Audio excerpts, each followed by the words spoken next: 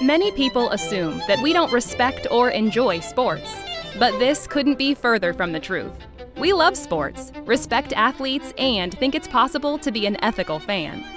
Just because the Olympics and the World Cup are examples of corrupt capitalism, that doesn't mean ethical sporting events aren't possible.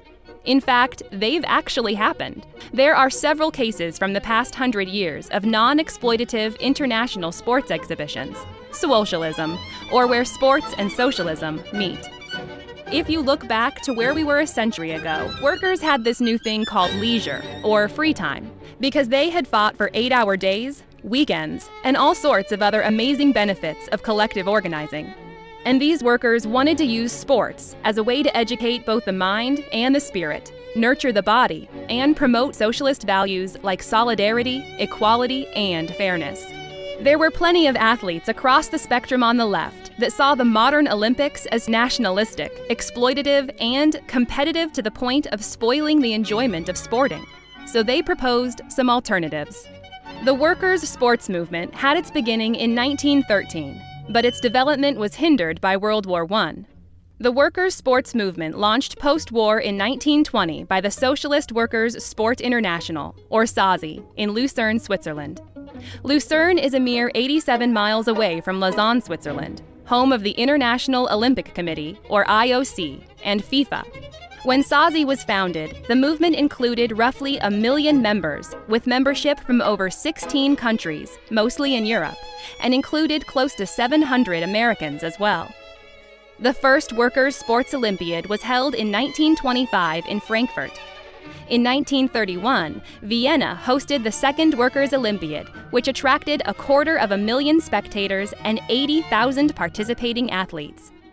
This was a colossal event at the time, attracting more spectators and athletes than the 1932 Los Angeles Olympics.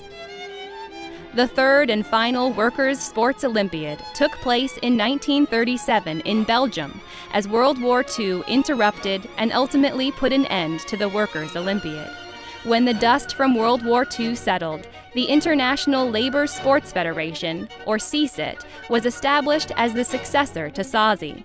The CSIT is still active today and has delegates all around the world, with the exception of the United States.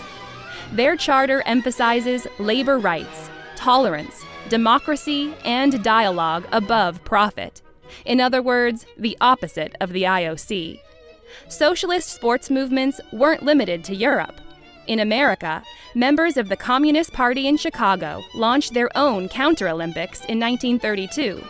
Barcelona would mount something similar in protest to the Nazi Games of 1936.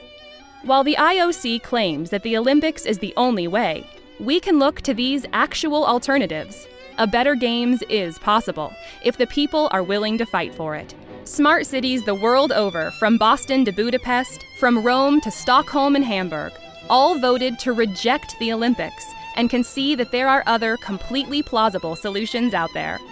But before we can look toward alternatives, we must force the IOC and the politicians who enable them to admit the Olympic model is fundamentally flawed.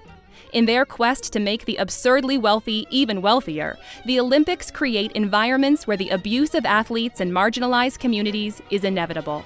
There are many paths forward in reimagining transnational sporting events, and judging from history, none of them involves exploitation for profit. Join us.